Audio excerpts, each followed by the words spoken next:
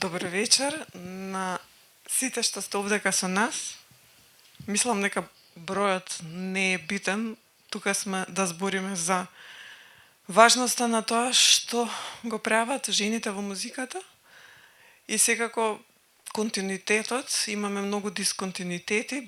Бројот понекогаш е поголем и помал, меѓутоа битно е да начнеме некои од темите зошто тоа се случува и како можеме да го подобриме.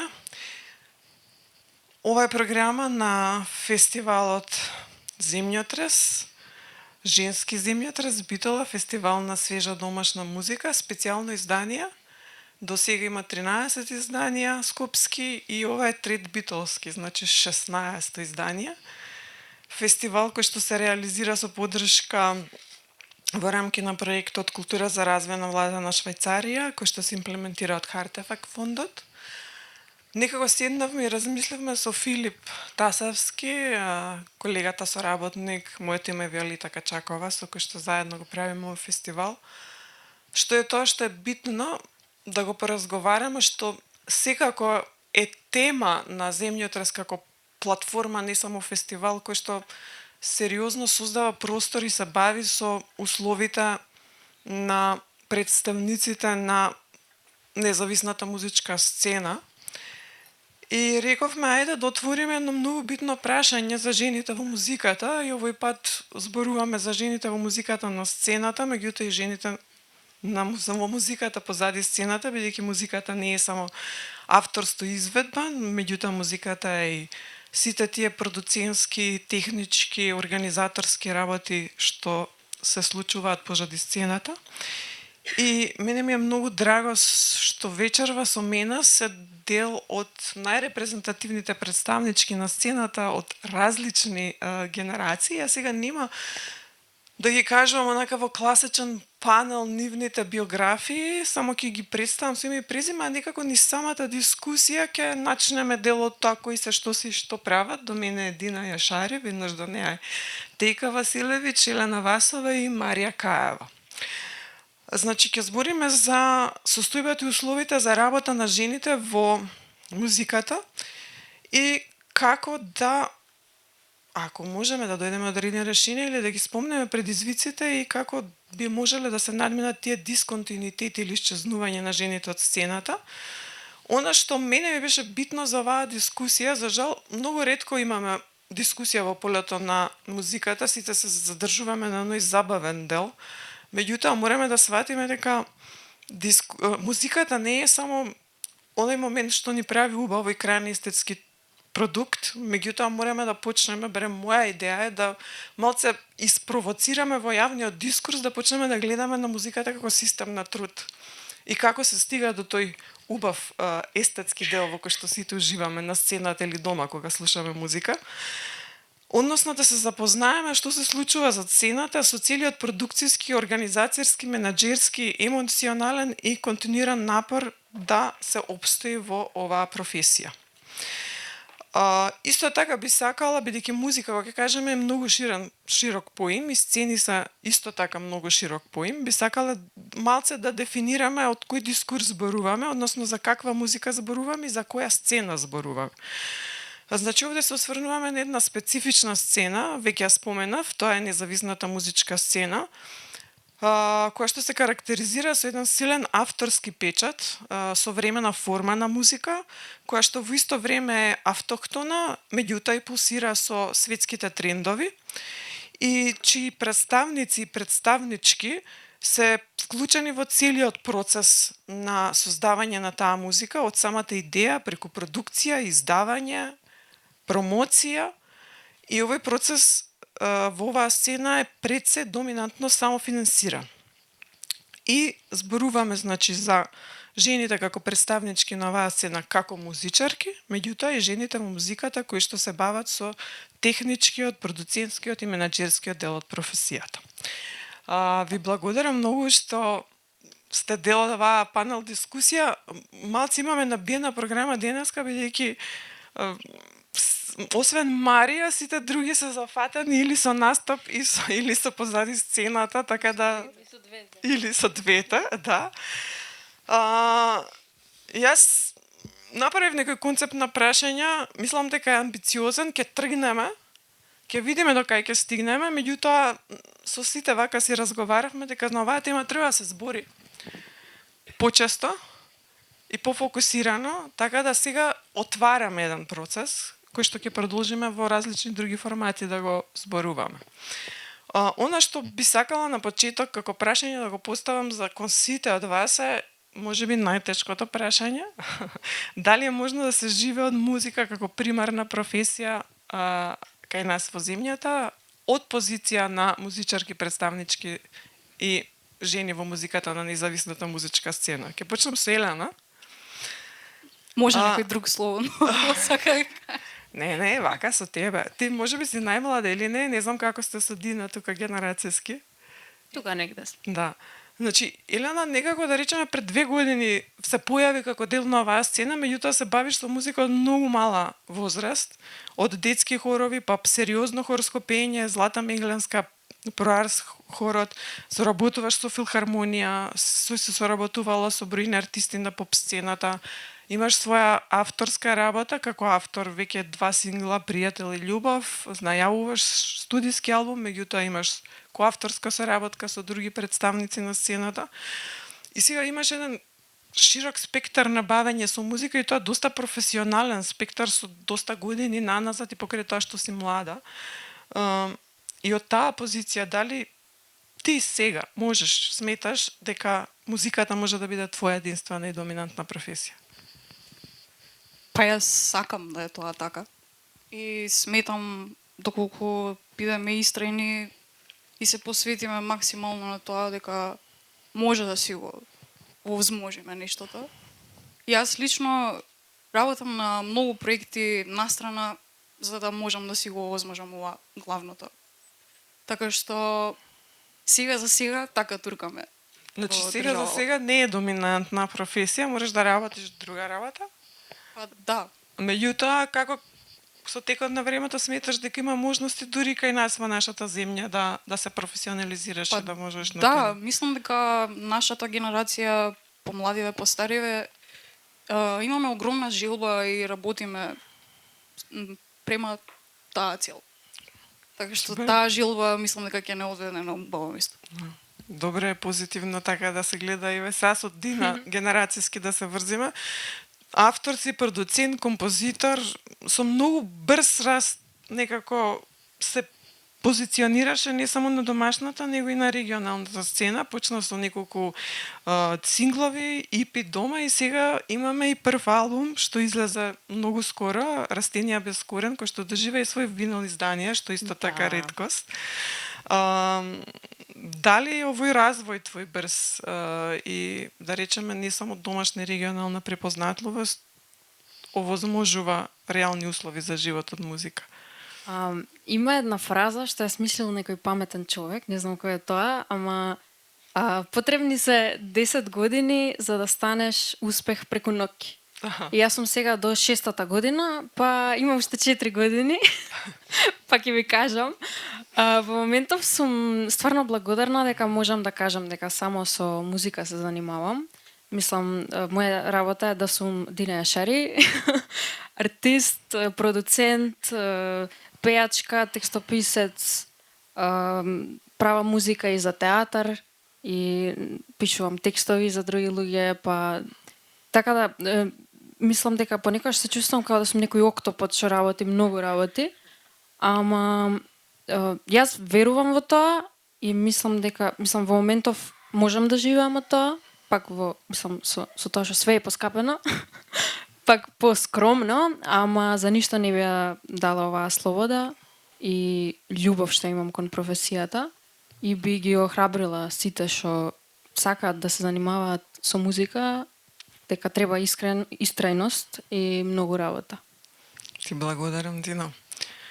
Ќе идеме сега со Марија, која што мислам дека е единствената, ако грешам, женска авторка и музичарка која што 20 години со континуитет, има дисконтинуитет во процесот, ама е присутна на оваа сцена. Започна како изведувачка во полето на поп музиката со еден хит кој што уште луѓе го пеат Фројте жив заедно со Принц. Потоа влезе во електропоп водите, издаде албум 4 инциденти. Таму следеа и некои соло соработки со продуценти на електронска музика Роботек Душко Јаневски, за да конечно пред неколку години првото првенче авторско музичко Фортуна албум, и веднаш после тоа имаме и малку големи музички експерименти за пловување во џез водата, соработка со музичари како Дробицки, Кондовски, па дури и сега веќе авторска музика, џез експериментална, двајца без тројца, веќе и се развиваш и како пианистка, комплетен автор си, композитор, аранжер. Кој е твојата рецепт за опстанок на сцената 20 години? Да, микрофонот е една од алатките да се преживее. Би сакала само на кратко да кажам дека и покрај тоа што можеби некои песни оставиле впечаток и се уште се паметат, јас лично, гледајќи се себе, сметам дека сум некој човек што нема музичка кариера, но е фатално влюбен во музиката. И кога почнував, всушност кога се случи Фројте жив, јас бев многу млада, имав, не знам, 19-20 години. Тој спот го правевме многу партизански, значи немавме скапа продукција. Во таа смисла импровизиравме практично, значи работевме со тоа што го имаме. И после тоа се друго што правев некако остана во сенка, па би сакала да кажам дека во еден момент морав да се одлучам дали ќе сакам да имам кариера, во таа смисла, нели, не само да живееш од музика, туку да се будиш и само тоа да го правиш и само со тоа да се бавиш. Едноставно не можев да ги направам тие компромиси кои што беа на располагање. Сега мислам дека сцената и многу поинаку изгледа и има други алатки за само промоција и за самосталност некаква. Се решив да направам се што можам за музиката и почнав да работам во радио. Всушност јас поголемиот дел од мојот живот сум се бавела со промовирање на алтернативна музика, особено од нашето поднебје, која што инаку не би можела, нели, да допре до слушателот. Сега веќе е друго време, порано радиото и телевизијата беа медиумите преку кои што ти запознаваш нови бендови. И на кратко би кажала дека сум била голем борец со закани за отказ од радио, особено лош пример е Македонското радио 2, кое што категорично ги одбива артистите кои што имаат малку поинаков глас или се бават со провокативни теми и пишуваат текстови кои што не се нужно врзани со некое индивидуално сваќање на светот, некој дрим поп или некаква трагична љубов, туку со некаква реална ситуација, што за мене, као некој роден 81-а, поп музиката била преовладувало тоа, да речеме, некаков и политички активизам или критика на тоа, па дури да е на некаков, нели, начин као песна испеана во прво лице еднина, меѓутоа зборуваш за светот, затоа што мислам дека секоја единка има потреба да стапи во релација.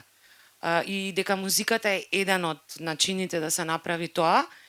Во овие, да речеме, зрели години се борам да го искористам секој момент што го имам слободен, да се бавам со музика, да направам нова песна, пред се да ја завршам, што мислам дека кај жените е многу интересно, се доволно трпеливи да не направат албум преку ноќ и леле сега имаме, не знам, 2 албуми, туку, знаеш, таа трпеливост да се работи на една песна некогаш 3 години, ако има потреба.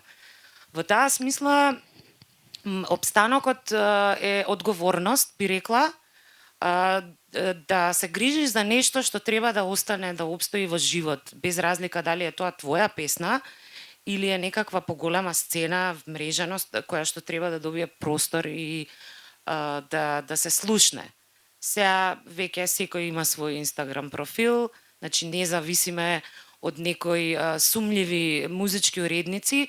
Да скратам овдека, проблемот е во моментот што веќе во нашите медиуми не постои таква нешто како музичка редакција. Значи, се пушта само тоа што е познато, тоа што ќе пројде, тоа што ќе го задржи слушателот, кој што потоа ќе го дослуша рекламниот блок што трае се подолго и подолго со секоја наредна година. Да, ти благодарам, Марија, отвори ти друга тема. Имав едно прашање баш поврзано за тебе во однос на паралела, што значат класичните медиуми од времето и сега. Така да, ќе се навратиме во некој друг контекст, ама беше битно и ова да се спомне. Во контекст на прашањето за обстојување во полето на музиката, Тека е еден специфичен случај. Една посебна жена која што е единствената жена менаџерна сцена во Македонија. Таа е тапанарка, која што, да речеме, доста исто ретка професија кај жените во музиката, во различни бендови. Моментално свири вечерва ќе ги видите заедно с Елена Васова на сцена, а незиниот И на Тонска кај Дина. Да, и на Тонска кај Дина. Матичен бенд е Ю. Она што е исто така, Тека не застанува затоа што прави еден многу битен ниш фестивал кој што се вика Скопје Драм Фест, значи специјално за луѓе што се бават професионално во полето на тапанарството, бубњарството, како би било соодветно македонска литературна. Меѓутоа, ова е во рамки на една организација која што се вика Скопје Драм Токс, каде што се надминува полето на перформативното и тука имаме и доста размена на пракса, работилници, па дури школи за деца. Она мене што ми е интересно, обично кога ќе кажете ти си една од ретките на сцените, па можностите ти се поголеми. Дали е таква ситуација кај тебе? Као еве, сега единствената жена и сите баш не се бараат да работи. Па да имаше можности, ќе имаше повеќе жени, мислам дека така. Сигурно. Да не. Нешто, да, секако те молам. Мислам, сепак е специфична твојата професија, чисто доближени го контекстот. Мојата професија стана многу спонтано да ми биде кариера, бидејќи прво почнав да свирам и преку свирењето сакав да дознам што све треба да се направи за да искочам на сцена и нели све тоа да биде безпрекорно. И така полека почнав да работам во различни делови од продукцијата, за на крај нели да го работам тоа што го сакам. И тоа беше многу несвесно, многу непланирано, него беше само една чиста пасија и љубов кон музика, свирење, не знам, работење со артисти.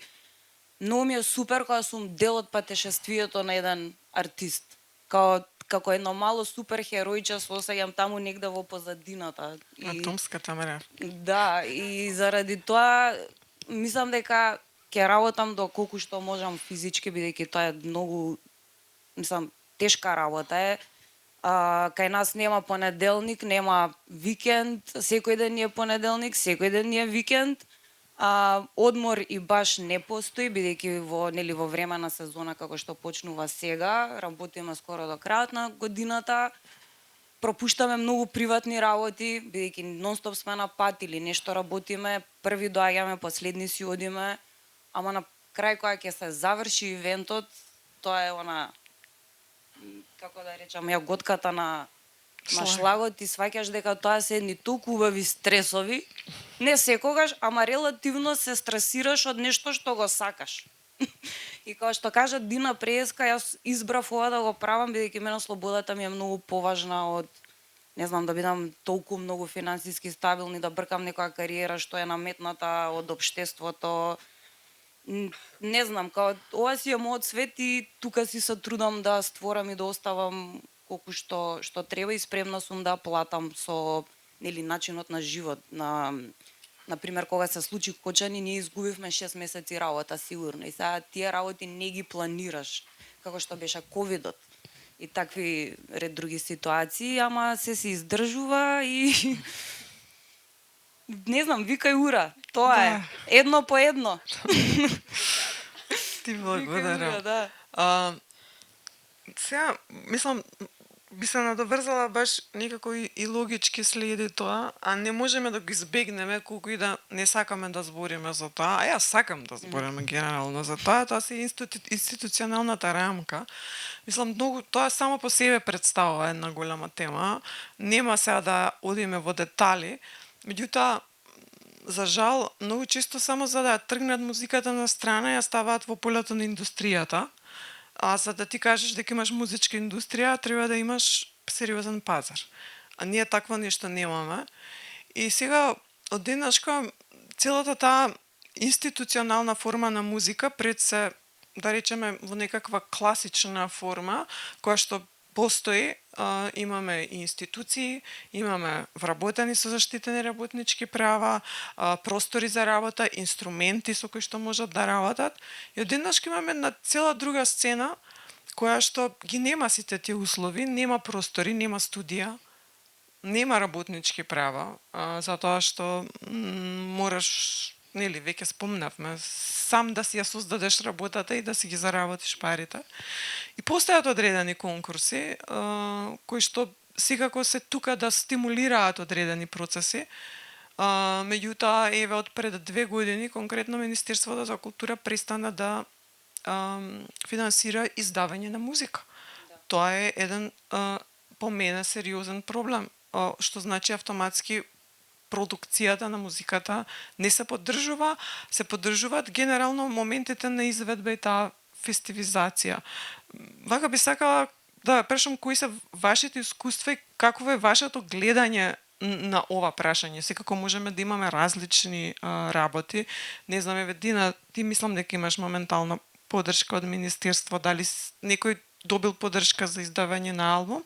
А Марија би ја прашала во овој контекст, бидејќи имам една друга институција што се вика ЗАМП, за заштита на авторските права, и колку е таа значајна за да некако се валоризира вашиот авторски труд и дали доволно се валоризира. Да почнем од Министерство, еве, од Дина. Од Министерство. Министерка сум јас за финансии во мојот бенд. Да, многу добра тема потегна и ова е мојот одговор на сите што ќе ме сретнат на улица и ќе ми речат: Дина, зошто чекаме твој албум 5 години?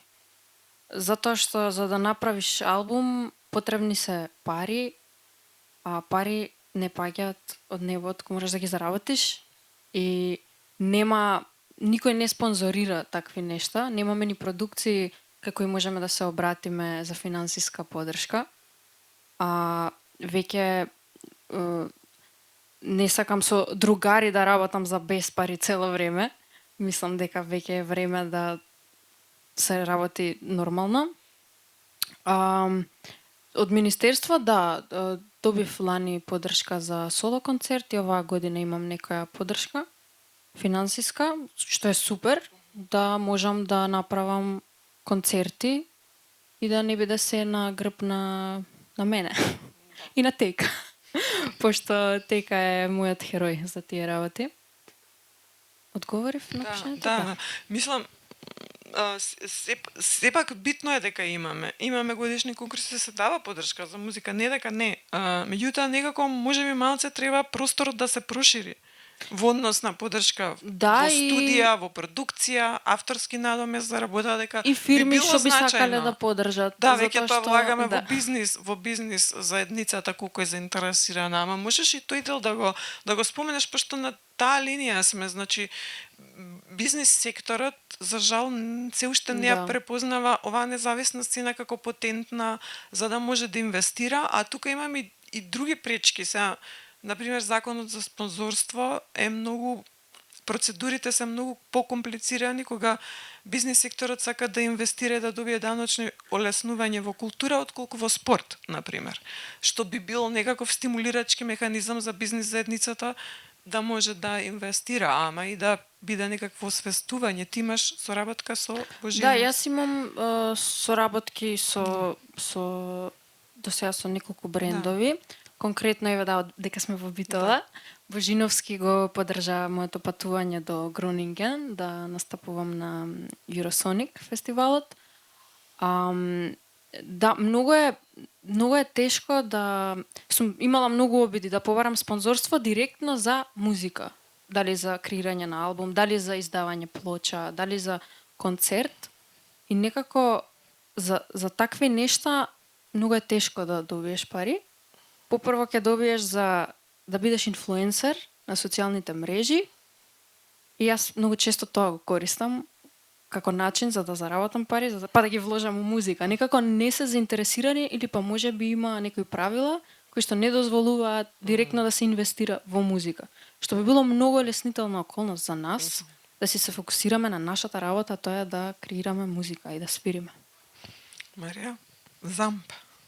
Замп, да, на кратко би сакала и за Министерство за култура, тоа е оној фамозен еден конкурс.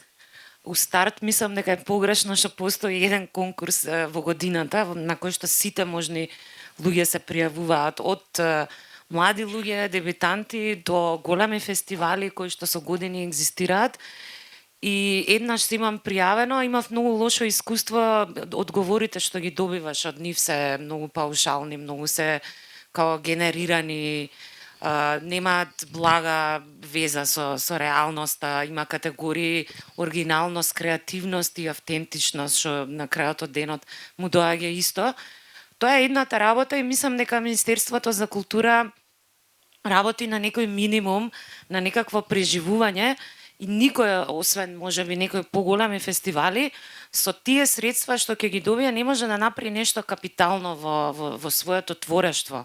Не зборувам сега за кариера, тоа е некако го гледам различно.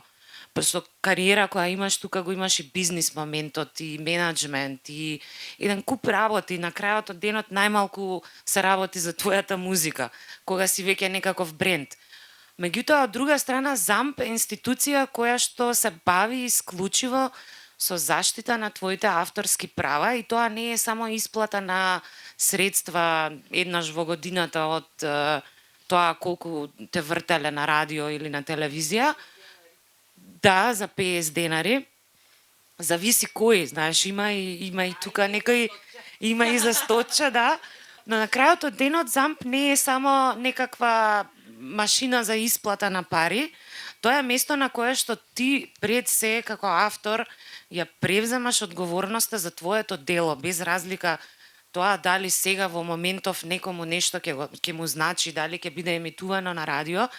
Ти се документираш во една независна држава која што за да биде, нели, има некаков да биде релевантна, мора и граѓаните сами, знаеш, да се документираат на различни начини. Во нашиот случај тоа е Замп, правиш песна, идеш ја пријавуваш, дали си коавтор или со други или си сам, тоа ќе остане. Утре ден кога ќе се отвори тапијата, тоа е убав преглед на авторството, не само ти како поединка.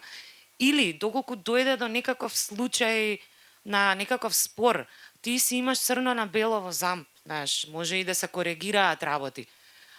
Друга работа е што мислам дека многу често слушам дека Замп вака прави онака. Замп ги исплаќа тие извештаи што ги добива од медиумите. И мислам дека проблемот не е у Замп, туку во медиумите, кои што се и искрено многу често на многу мафијашки начин врзани меѓу себе. Ова ќе си го дозволам баш така да го кажам мафијашки, затоа што таму има одредени групи на луѓе кои што си вртат истите песни и после тоа они праќаат некаков паушален извештај, Замп си исплаќа и тоа се некакви кланови, некакви секти би ги нарекла, затоа што ако порано јавниот сервис се грижал за некакво јавно добро, сега тоа не можеме да го кажеме и се трка со некои приватни радиостаници кои што на крајот од денот има битен рекламниот блок со кој што исплаќаат плати, плаќаат струја, не можеме да им замериме, нели, тоа е приватен сектор. И на крајот од денот сваќаш дека не е тоа до исплата на авторски права во една мала земја во која што дури и тоа што се емитува на радио не е релевантно колку навистина се вртело. Све е тоа као не е точно. Може би многу повеќе некому ја вртеле песната, ама тој никогаш нема да влезе во тој клуб на нели некакви вечни автори што се најчесто мажи композитори. Да.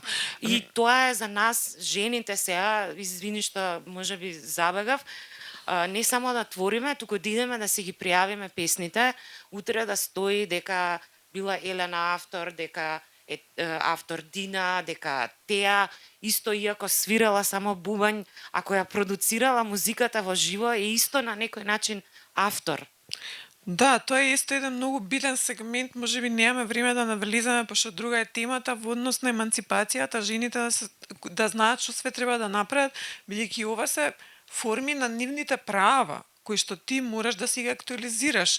И нема како на друг исто. начин да ги актуализираш ако не одиш да си ја пријавиш песната и со тоа креираш една сериозна институционална меморија и нормално потенцијална заработка за твојот авторски труд во систем кој што кога би функционирал сигурно и сумите би била поголеми кога реално би се прикажувале каде се вртат песните, не се само медиуми, тука се и такси станици, и хотели, Кавер и бендови, ресторани, и фестивали треба да пријавуваат и ред други натака. Меѓутоа, мене се исто друго вака што ми го отвори во муавет е издаваштвото. Ако на времето пред 30 година имавме национален издавач, тоа беше Македонската радио касетна продукција, да. што е многу битно, пошто кога имаш издавач тој се бави со промоција, се појавија еден куп независни издавачки куќи кои што ја заменаа таа улога. Меѓутоа тие пак се самофинансирани и тоа го правеа од љубов, за да постои некаков документ.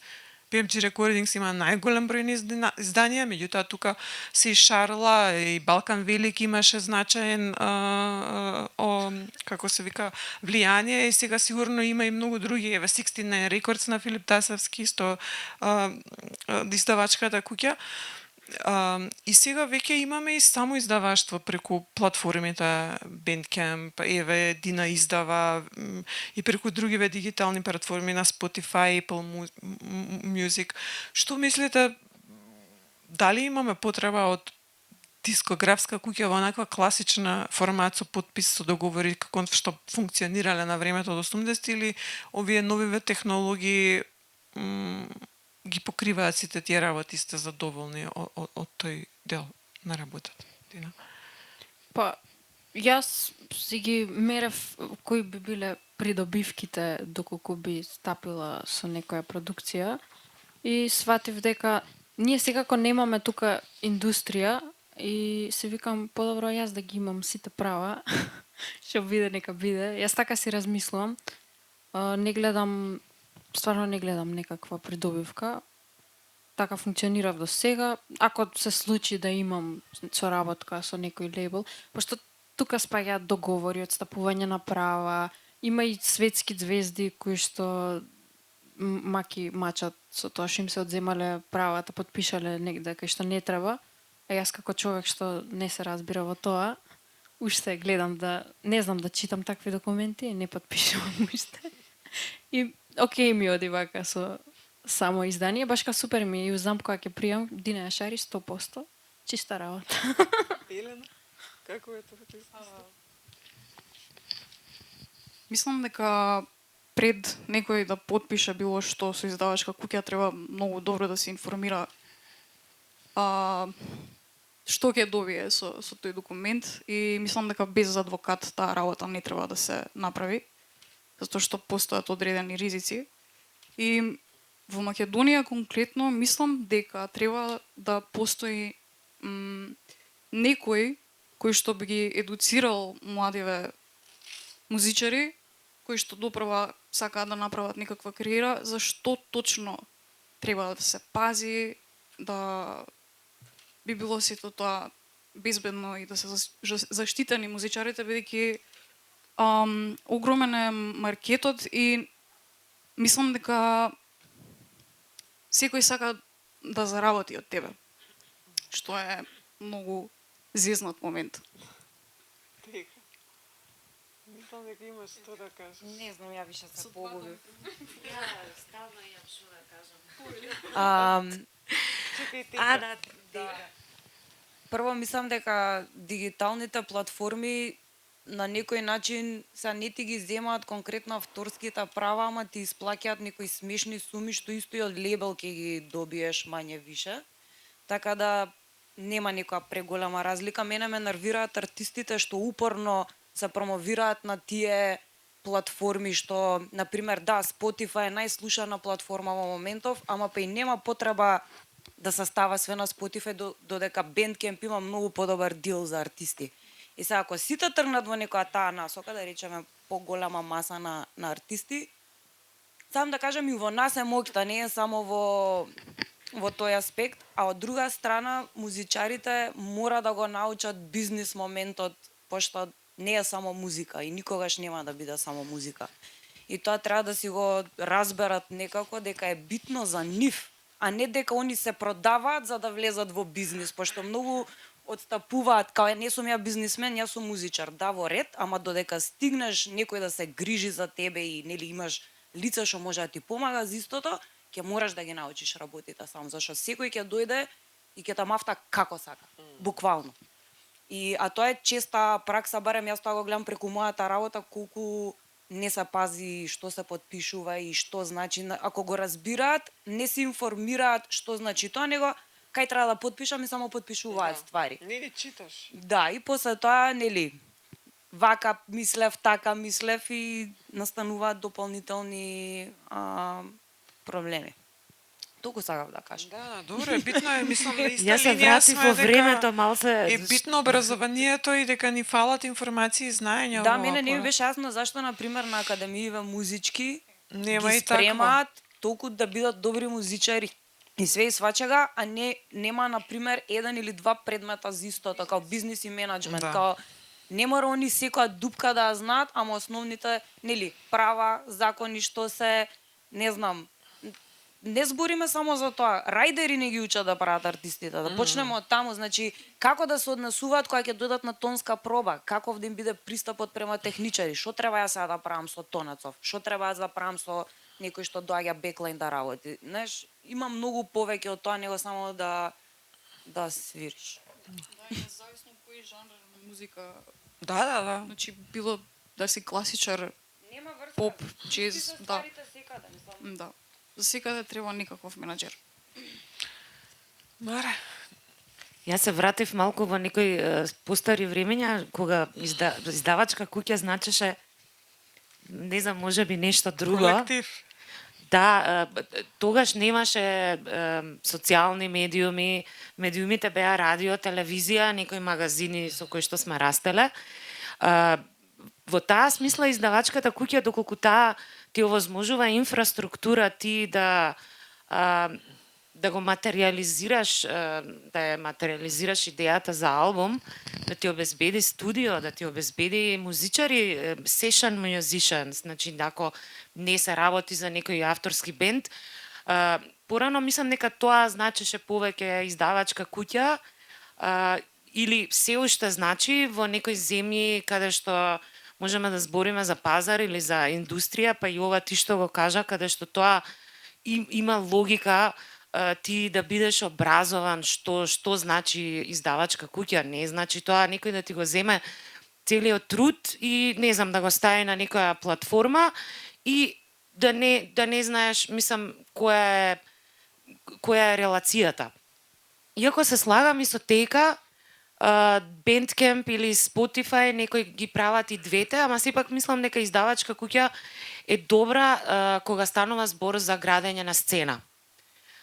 Затоа што има издавачки куќи во светот, као DFA, например, на времето, сега не знам, не ја пратам толку таа издавачка куќа, Вики ти многу добро ја знаеш, која што има буквално створена сцена на музичари, на бендови, кои што и ден денес имаат некакво влијание, но имаш ти продуцентски куќи, кои што себе си се сметаат за издавачки куќи, меѓутоа се заинтересирани само за тоа како ќе направат продукт од нечија уметност, која што нели секогаш се меша уметност со бизнис, некој мора нели да плати сметки. Има една друга работа, живееме во време кога човечкиот фактор станува се поевтин од техниката која што ни е потребна за да излеземе на сцена, да направиме некаков добар концерт. Сите сме свиреле во секакви услови, со секакви микрофони, Луѓе снимаат албуми во дневна соба, стануваат популарни. Тоа нема врска со некаков стандард што треба да биде да задоволува некакви човечки потреби на сцена ти кога ќе излезеш како музичар, затоа што ми се случило да ми каже некој, вие искачате таму и пеете. Никој не го гледа оној момент дека ти идеш на проба, дека се потиш, дека имаш и трема можеби, дека и пеењето и свирењето е многу физичка работа, значи буквално е као на нива некој што оди да работи. На тоа ниво се вложуваш комплетно. И сега ако таа издавачка куќа тебе ти понуди инфраструктура, ти да снимиш албум во профи студио со профи музичари, дистрибуција е исто многу битно, окей, ама мислам дека тие работи не се кај нас искристализирани и дека работиме исто со емоции, со некаква љубов кон некоја независна сцена во која што сакаме да учествуваме за да се документираме, за да има доказ дека сме биле живи, дека не било све супермаркет музика. И ова е одличен момент што го кажа Тека, дека на факултет можеби не е бизнис економија, меѓутоа еманципација во смисла ти како човек, како музичар, докаде мислам се правата на некој што тебе доаѓа и ти нуди брда и долини. И особено за женски во нашата средина е многу битно затоа што има предатори, тоа го гледаме мислам постојано и тоа е една многу болна тема за која што малку се зборува и женската солидарност постои, да, меѓутоа машката солидарност не знам дали постои. Зборам машки солидарни со женски. Ајде ќе збориме и за тоа, можеби сега да однесеме и натака дискусијата, малце да ја гледаме сцената како некаков екосистем на социјални релации и односи помеѓу луѓето и Елена, јас би започнала со низа. Според тебе, дали постои соработка, солидарност и поддршка помеѓу колегите на сцената, без разлика дали станува збор за индивидуална или како музички колективи? И доколку да, колку таа влијаела на твојот развој како музичар? Па, ќе кажам и да и не. Ама периодов сум особено среќна што искусувам позитива, да кажам. Меѓу другото и Тека, ќе ја спомнам, ми свири во бенд, не само што свириме заедно, туку и се дружиме и правиме муавети кои што ме охрабруваат, ми даваат пат, некои ме возможуваат да чекорам посигурно. Постои солидарност до сега со сите што имам соработувано, ќе кажам позитивно дека сум. Да, како вика, сите кои сме во истата каша, мораме да си помогнеме за да излеземе или за да се развиваме напред. Па мислам дека извини. Да, не. Мислам дека горе долу сите го имаме преживеано истото детство, исти работи ни се случуваат и тоа не спојува. Правиме една многу убава работа, тоа е музика и многу е поубаво кога заедно го правиш тоа. Ја тука би продолжила со Тека, значи се збориме за континуитет и дисконтинуитети на жените. Можеме да кажеме условно дека имаме машки доминантни простори, меѓутоа го кажувам доминантно, не сакам да го кажам тоа во негативна конотација, бидејќи од моето искуство некако музичар, ако некој од друга перспектива, продукцијска, организацијска, издавачка се бавел со музика, си имал сериозна соработка со машки колеги кои што биле тука покрај тебе, ти прифатиле. Меѓутоа, од друга страна, постојат и други типови на машки простори, кои што можеби се малку позатворени, можеби заради целата таа, да речеме, институционална рамка и услови. Тенка линијата, комплексно е прашањето, али мене ме е интересна позицијата на Тека од аспект дека условно кажано е ретка жена во професиите во кои што, мада европската сцена, како што ми кажа, е различно. Кое е твоето искуство тука? Онака, На локално ниво? па и на двете. Цело време тоа што мене ме водело е прво јас доаѓам од панк сцената, каде што мотото е friendship, unity, respect и нели помагање и да си ауткаст и да си го најдеш својот свет и сега многу е битно во каква сцена растеш пред се. Баш поради тие работи јас бев да претежно беа машки околу мене, зборам и за свирење, не само за работата моја, ама сите тие што ја следеле таа етика многу супер се однесувале со мене, бидејќи во нивната глава не постоеле разлики, да речам.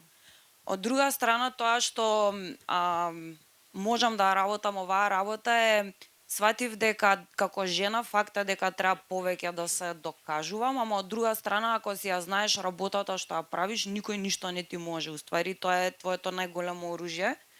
И кога си добар во нешто, нема некој простор нешто лошо да ти каже. Например, кај мене предрасудата била да доаѓам да работам во технички тим кај што никој не ме знае, од старт се очекува дека нели јас да не знам да работам или не сум доволно способна. И јас ќе си ја завршам мојата работа и тоа ще викаат, па ти си знаела да работиш, или ти си знаела да свириш бубањ. А да е машко на машко, никогаш нема да му каже, брат, ти си знаел да работиш, или ти си знаел да свириш. Тоа не се случува баш и кога ќе ти го кажат тоа, тука сваѓаш дека од старт имале предрасуда према тебе. И сега исто зависи вајде и каков карактер на човек. Јас на пример не сум се замарала многу да ме прифатат или дали јас тоа треба да го работам, поише сум го размислувала од аспект на физичка спремност за работата. Не знам, ако дојде некој ден фамилија или деца, ако сакам да имам, како тоа ќе се одрази такви некои работи. Али само главата напред и ако знаеш точно што сакаш, буквално никој ништо не ти може. И тоа е уствари убавината кога си музичар, се качаш на сцена и си гол, не во буквална смисла, иако и такви случаи има, ама си ја соголуваш душата и тебе никој ништо не може да ти каже во моментот кога пееш или свириш. Знаеш, создаваш некоја вака невидлив штит, што дојди не те тепам. Тој муаме, знаеш, дојди, ќе се разбереме баш.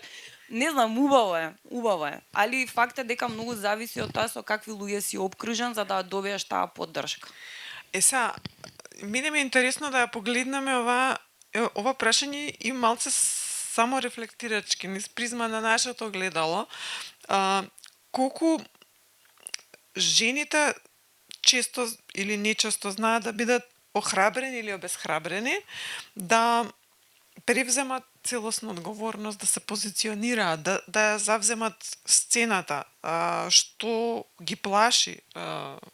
Мислам, која е позицијата, чекај малце сега, јас не знам дали можам да издржам да го направам ова, па не можам да влезам јас во тој простор, прекомплициран ми е.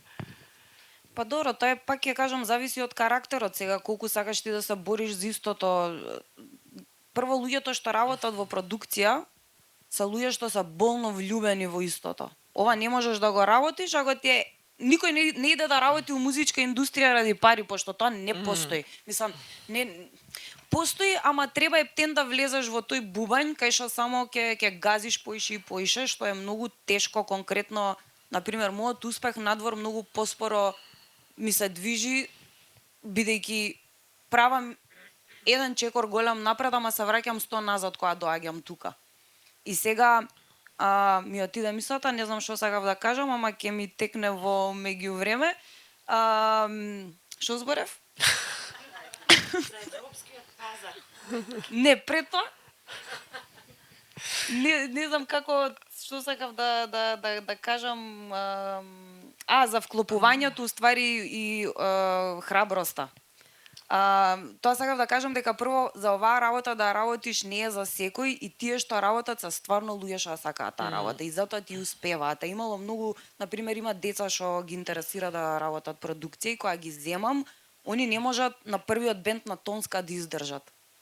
Као не се спремни жртвата да даваат и ризикот што носи таа работа, а не па кога треба да влезат со 15 мажи да работат и повеќе. И Дина, сите се да. попаметни од тебе. Ми е интересно, Дина, ти спомна на почетока дека работиш, сериозно се бавиш со музика и успеваш. Што тебе најмногу ти помогнало да се чувствуваш empowered, охрабрена и равноправна на сцената во целиот овој процес?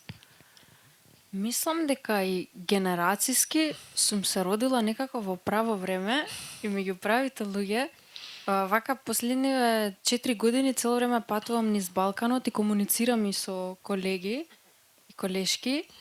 И дефинитивно во Скопје некако многу се чувствувам сакана и како да имам многу постари браќа и сестри вака што ме чуваат. Например, морам да го споменам Фиц и новиот почеток, кој што во момент кога немав пробувална и немаше никај да се најде, они ме вдомија таму. И некако има многу, еве и Тека тука што ми помага за се и се што. И уште многу луѓе што во моментов не ми текнува да ги набрам сите. Те се 3 техничарите, 3 пери Кирца. Некако толку се чувствувам сакана и заштитена што тоа мене многу ме крева. И секако и мојот бенд кој што веќе 5 години заедно свириме. Така да јас лично ја наоѓам мотивацијата баш во луѓето што се тука покрај мене, кои што доволно е некој да ти каже дека ти верува и да те мала поддршка да ти даде да собереш сила и да Јас таму ја наоѓам силата во мојот круг, а тоа го имаат приметено и луѓе од надвор од нашата земја, затоа што баш бев во Белград пред 1 месец и дискутирав на темава. Кај нас дефинитивно има едно заедништво и поддршка. Постои солидарност и соработка. Само очигледно и јасно е. И ние сме дел од тоа тука, затоа што заради таа меѓусебна поддршка и соработка. Спомна едно исто многу сензитивно прашање, Тека, ама ќе те прашам тебе, Марија, сакам да ја прашам. Зашто сме постари? Да. Јас сум најстара. Не си најстара. Не, ти си најстара. Улогата на жената базирана на грижа, семејство и родителство. Бидејќи спомнати дека некои професии бараат доста откажување. И ако ти немаш поддршка за твојата професија, многу тешко можеш да се јавиш во некоја друга улога што бара посветеност и грижа, а поддршката треба да дојде од најблиските, што не секогаш е ситуација кај жените, може би една од причините за дисконтинуитетите. Што мислите во врска со тоа, како тоа може да се надмине? Мислам, тешко е прашањето, пошто е многу субјективно. Ама ете постои како причина. Ќе бидам кратка. Бидејќи во странство многу работам со, значи во продукцијата на фестивалите што работам се 95% жени и тука имам шанса да дискутирам баш на тоа поле фамилија и како го хендлаат приватниот живот, бидејќи луѓето во музичката индустрија на вистина пропуштаат многу од реалноста. Као еден ден си на врвот и следниот ден идеш дома и треба да чистиш и да бришеш прашини, више не си... Ме разбираш за која паралела зборам, као вчера си бил на турнеја, ти било најако и сега треба да бришам прашина и да се исперам и да продолжам. Позади машина. Да, као сега треба со реалноста да се соочам и тоа психички знае многу да влијае.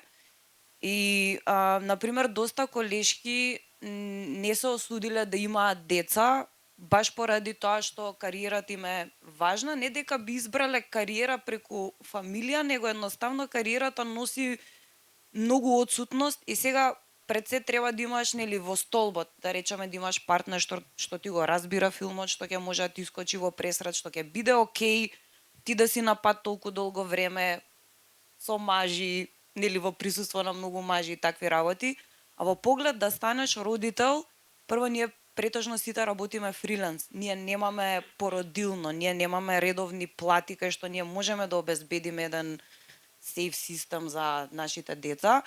А од друга страна, на пример, јас ако одлучам да имам дете, првата година ќе бидам бремена, од старт нема да можам да работам бидејќи имам физичка работа. Втората година ќе треба да си го дојам детето, да си го чувам и ти си веќе заборавен. На пример, јас каде што работам редовно секоја година, една година да не сум таму, имаше 100 луѓе што ја чекаат твојата позиција. Значи, заменлив си инстант. И сега тоа е толку многу работа, што некои жени одбираат, нели, тој ризик да го земат, да не создадат семејство и да останат во самата индустрија, додека некои наоѓаат начин, се повлекуваат повеќе во офис, нели, повеќе во логистика, во менаџмент, во такви работи и се тргаат комплетно од сцената, додека со мажите е поинаку, бидејќи секој маж има дома жена што ги чува децата, на пример, и немаат гајли, може да се на пат цело време. Не треба да дојат дете, не треба да го носат. Сакам да кажам од тие некои биолошки тоа плюс. Сега мислам, тоа не е нешто што они може да го изберат, сега нели тоа кај нас се паднало во киндер јајцето, не кај нив. Ама доколку имаш партнер што ти го разбира светот, верувам дека може да се избалансира нештото, сега да ќе скратиш и малце од турнеи, од патувања, мораш да направиш некој компромис. Ама е многу тешко уопште ти да не зборам само за семејство, него опште партнерство. Не можеш ти да опстоиш една врска бидејќи не си дома цело време. Јас сега од мај до декември нема да сум дома. И тоа носи последици, потенцијални проблеми и така да не знам. Трики. Ако не сакаш, не можеш да. Не, сакам, баш сакам. Јас лично немам деца, имам партнер, ние сме фамилија, но без деца, што од овде би тргнала, би го однала муабетов до една работа, како ние тоа го замислуваме, што е тоа фамилија, семејство. Тоа се исто некои модели кои што се многу, така да кажам, цврсто доминантни, па дури во развиените европски земји можеме да го видиме, тоа не е само случај на Балканот.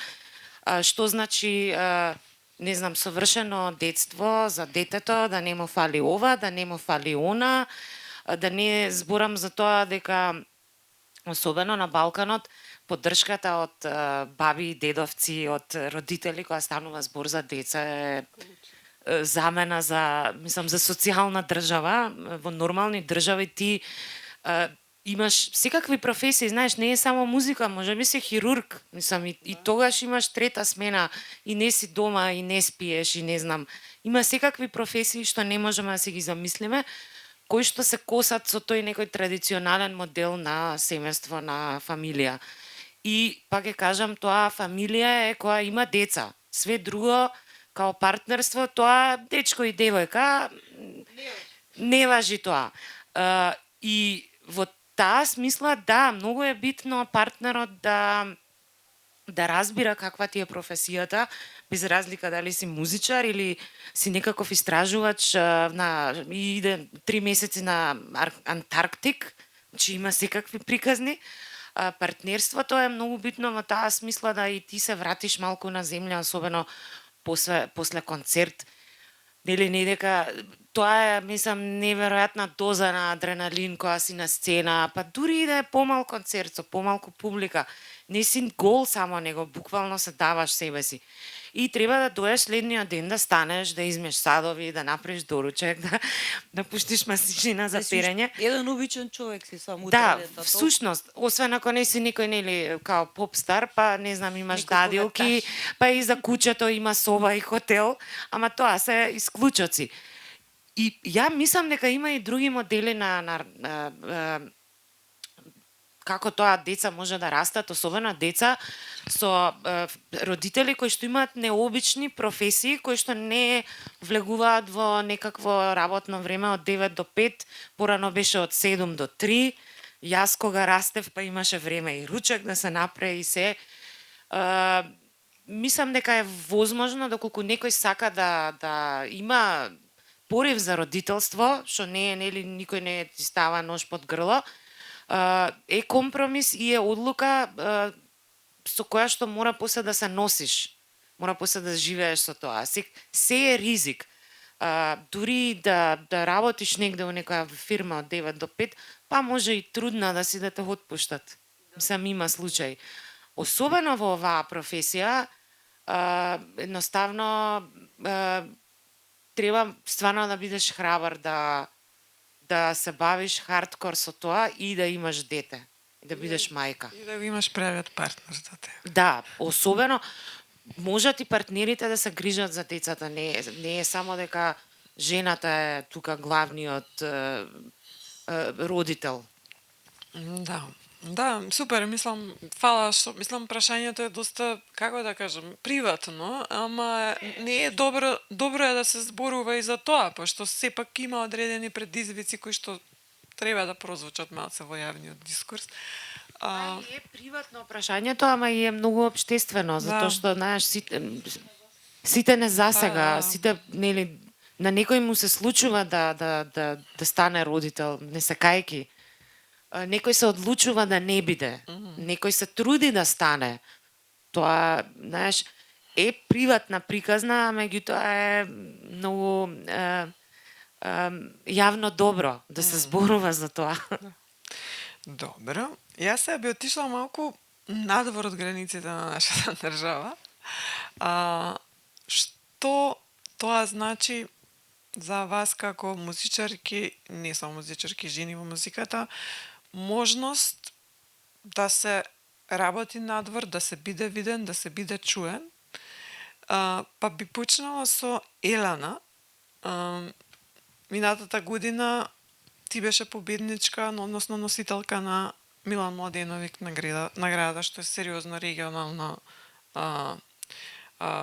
регионален успех. 2022 беше Дина. Значи, неполни 3 години поред имаме 2 македонски авторки, музичарки, што е огромен успех и огромно признание. Например, ние кај нас немаме востановено награди од било кој тип за музика. Како не Буба Мара? И Макфест. Добро. Не коментирам. И сега, значи ти настапи на Модра Зелено фестивалот. Не. Не настапи? Се уште не. Значи сега ќе настапиш, тоа значи и плюс Треба уште да неколку доделам наградата и да така, настапам, и уште да. неколку фестивали тоа ти отвори настап Да. тука во регионов. Неодамна свираш и во Белград, беше на сцената со Васил Хаџиманов, кој што е многу една значајна музичка личност во регионов, па и пошироко. Колку за тебе е значајно ова регионално признание лично како музичар? Колку тоа дури и влијаело на твојата позиција видливост сега дома да те препознаваат на друг начин после оваа награда? Па кај нас има некое правило, најверојатно прво треба да те видат надвор па да те признаат дома. Стара македонска. Да, стара македонска. Искрено ми мавна во глава в моментот дека постојам конечно. И многу голема одговорност е да го имаш тоа убаво нешто во твоите раце, и ти создава и притисок од друга страна. Јас не подлежам добро на притисок, ама се учам полека. Многу убава работа се случи и за мене и за нас како држава да бидеме признаени никаде. Многу врати ми отвори, многу поинаку размислувам сега, порано бев малку наивна да кажам, и ми отвори доста поинаков начин на размислување, да кажам. Да. Дина, ти ја освои наградата 2022, меѓутоа минатата година, освари не оваа година почетокот, беше македонски делегат на Евросоник. За тие што не знаат, тоа е една сериозен шоукес фестивал и конференција музичка, која што има многу голема програма, меѓутоа е многу значајна за дебитанти, кои што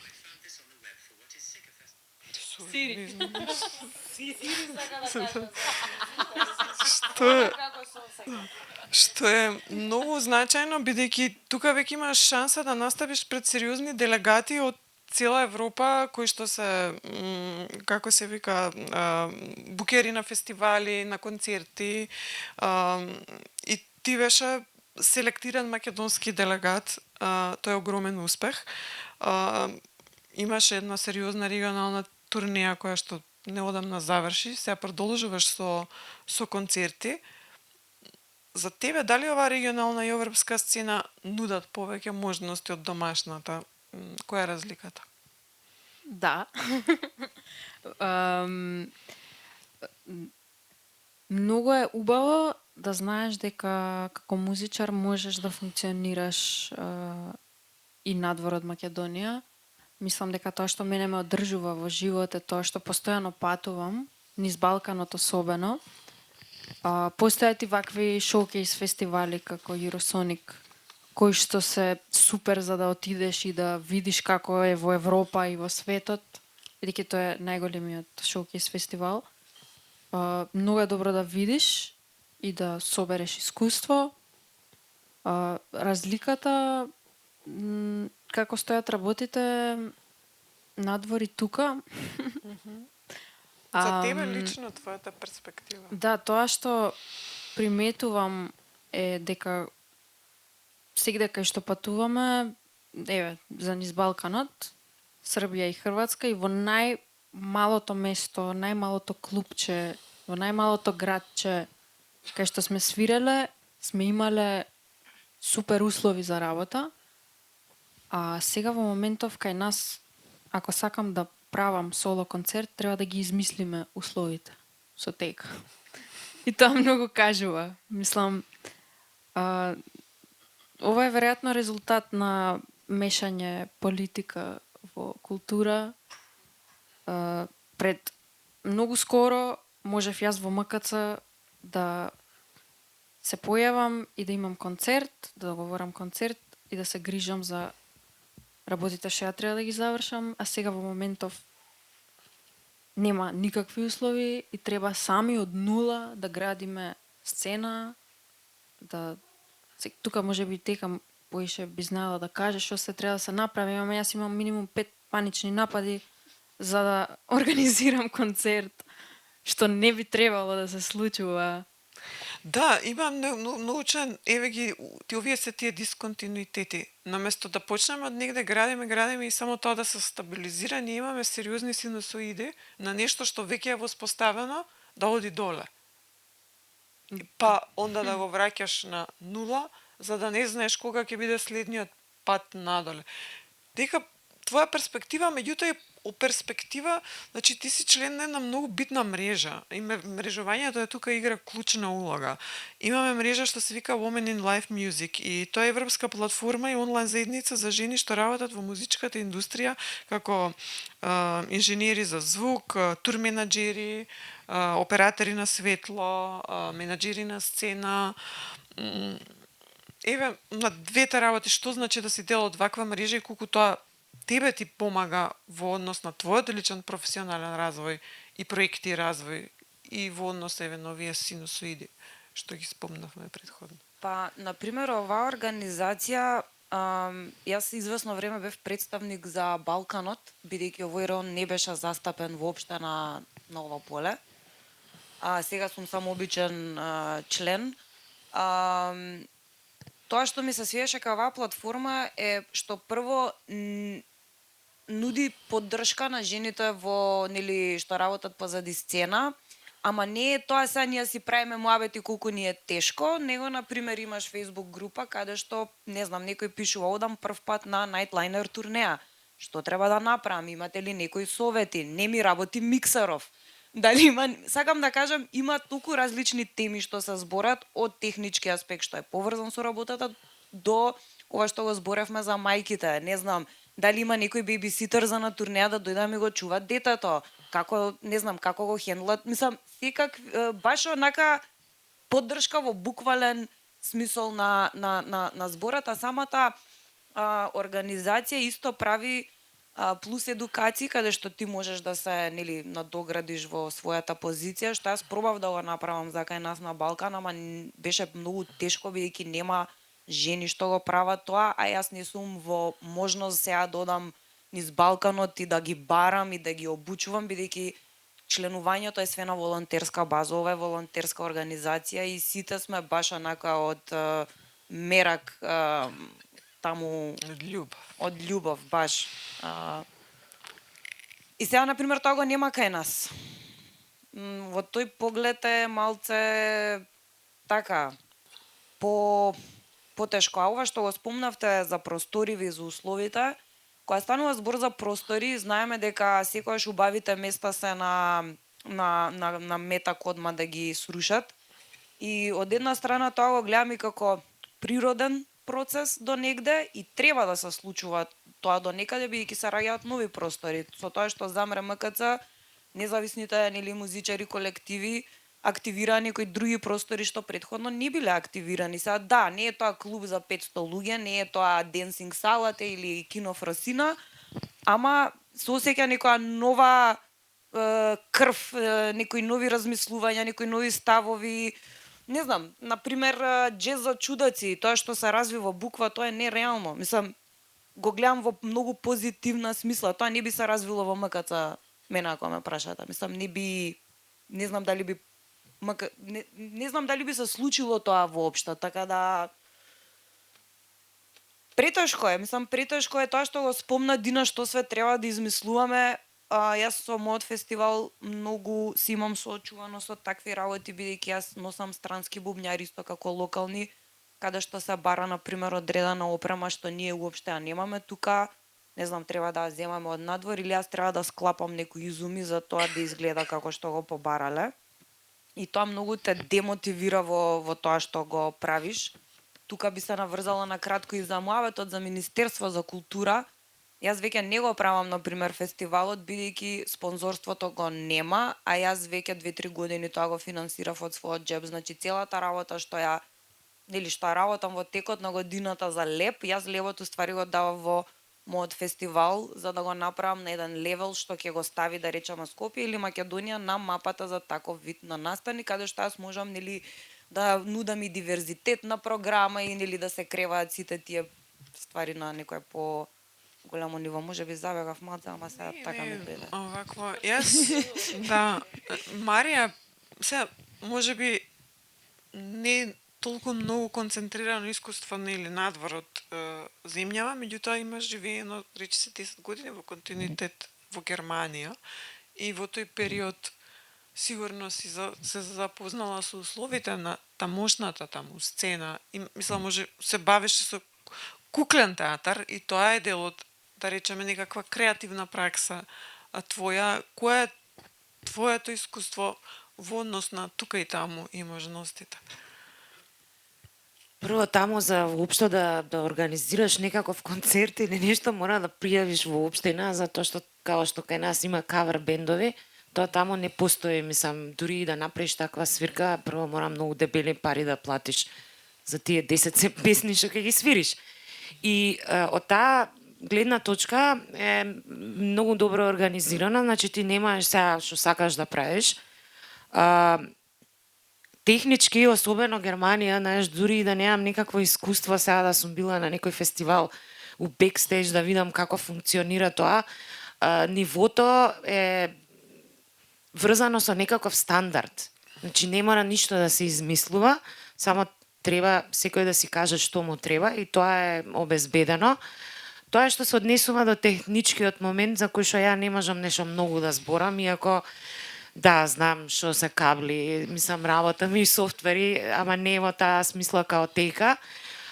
Би сакала да кажам дека таму публиката игра многу важна улога во сцената, што значи дека ти таму не мора да си, не знам, некаков огромен бенд или да си звезда или да те знаат многу луѓе, за ти да направиш свирка која што ќе биде успешна, ќе има одлични услови или ќе има некакви по-андерграунд услови, ама знаеш дека си отишол на таква свирка или вечер, и каде што публиката плаќа карта. И ти, како бенд или како изведувач, можеш утре да станеш и да отидеш у следното помало место, Варош некоја, нели? И пак да го исвириш концертот. Меѓутоа, тоа е многу голем пазар, говорно подрачје, би рекла, што вклучува и Австрија, и Швајцарија, и не знам, некои околни земји каде што се зборува германски јазик. И ние не можеме да си го замислиме тоа. Затоа што таму не мора да си голема звезда, не мора да кажеш леле успеав у животов, не знам колку албуми имам продадено, не знам колку стриминга имам на Spotify. Таму се почитуваат луѓе кои што се бават навистина со музика, кои што излегуваат онака и споделуваат. И во таа смисла ќе се вратам на прашањето што ќе си го одговорам без да ме прашаш, солидарност. Кај нас солидарноста мислам дека по дефиниција се разбира као другарите да те поддржуваат, некој да ти помогне, да ти дае кабел, да ти дае гудало за гитара, да свириш или меѓутоа мислам дека солидарноста пред се, особено кога станува збор за музика, е некој да седне и да ја преслуша твојата музика и да ти каже абе оваа песна толку ми е тапа, а оваа многу ми се свиѓа, ова ти звучи многу досадно, веќе слушнато, тоа го нема. Сите се пречувствителни, прекревки и ранливи. И за мене тоа е проблем зашто не постои реална солидарност. И присуството на публиката. Затоа што ти да имаш цена, треба некој да дојде на тој концерт, да плати некаква карта и искрено веќе ми е преку глава некој кој ќе ми каже леле многу е скапа картата. Мислам, извини, ама онака 2 пива у кафич се 500 денари у некој кафичи или некоја глупа ташна пластика што ќе се разградува у природата. И беше сум онака лута и гневна што на солидарноста се уште не се гледа малку пошироко што значи всушност да му се јавиш на некој другар да му кажеш ти го слушав албумот, едноставно не ми се свиѓа твојот албум. И пак да биде тоа во ред. Пак да останете во добри односи и пак да се дружите, наместо леле супер си, тешко ти е денес, ај ќе пројде. Тоа е све окей, меѓутоа тоа не е солидарност за мене. Малку покомплексна е работата и особено за тоа мислам дека фестивалите, особено како Земјотрес, се многу битни за тоа што се охрабруваат луѓето да одат на некаков концерт, затоа што може би си вика абе 4 артисти 300 денари, па не е лошо. Или овој ако не ми се свиѓа нешто сигурно ќе ми се свиѓа. И таа фестивалска култура мислам дека многу им помогна на младите во наша држава да избегаат или да се заштитат од онаа кавер бенд култура која што се уште е доминантна и постои и ја знаеме дека е така. Еден од фестивалите кој што успеал да регрутира млада публика која што би научила што значи солидарност е да дојдеш на концерт нечи. Не само да речеш браво, честитки на Facebook, а нит си слушнал, нит си отворил, само слика си видел и браво, честитки. Мислам, од тоа више мислам дека и си патиме и дека е еден од проблемите зошто уште збориме за тоа дека сцената кубури. Знаеш, и дека е борба секојдневна и тоа. Фала, Марија. Јас тука би завршила, мислам дека доволно кажавме. Значи таму има солидарност, реална сакав да кажам, на тој пазар. И техничка и морална, да. За окружување, секако има уште многу да се збори, ви благодарам многу, мене многу ми беше интересно и фала ви што прифативте да отвориме оваа тема. Имаме точно уште 10 минути до крај. Доколку некој сака да постави некакво прашање од публиката, тука сме повелата. Или многу убаво кажавме све и сега све ви е јасно. Знаете што е музиката како систем на труд и можеме да идеме на концерт во Пацијата. Јас имам едно прашање до публиката. Кога последен пат сте биле на концерт на бенд или изведувач што не го познавате, нема ги знаете песните и одите да се изненадите, да чуете нешто ново и да излезете од Кондор или одите секогаш на концерти каде што ви е познат изведувачот, познати ви се песните, ги знаете на памет текстовите и картата е релативно скапа.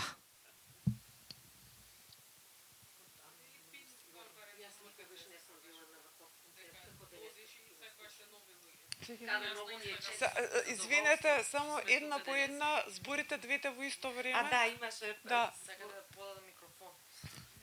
Нема. Не, се слуша. Се слушаме на Кажете, пин извинете, конференција. вие почнавте, да? За пин конференција Да. велев дека ми е тоа преобој секогаш имало ти од различни држави. Колку што сваќам дека Тоа е конференција, да. другите држава така да и нив ќе ги најдат. Затоа е интересно. Никогаш никој не знам кој е, ама секогаш од. Супер.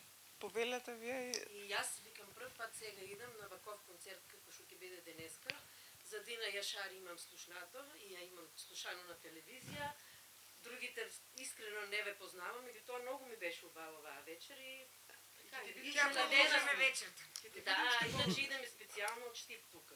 Браво. Браво. Тоа е Благодарам. Па ова е солидарност. Пастор Мајлја да не донесовте случајно. Познаваме, а имаме слушнато само за Дина Јашари. Ќе дојде. Супер. Или вие кога ќе дојде дека е дојде. Бога ми Штип во Домот на култура, Бог да го прости, Бошко многу помогна за бендови. Се сеќавам, јас кога бев тинеџер, он ни ги снимаше сите концерти аудио и ги загачуваше на нека онлайн платформа кога уште социјалните мрежи не беа развиени. Може имаше само MySpace тогаш, ама многу се трудеше баш онака да прошири култура во Штип и да остави некој белег во аудио запис. Така Да, да, јас сум мајка на музичари и сакам да давам подршка на млади музичари како што се вие тука денес. такви мајки ни требаат. Па, јас би ја затворила тука дискусијата, таман, да, пополека сите едно кафе и на кајпацио.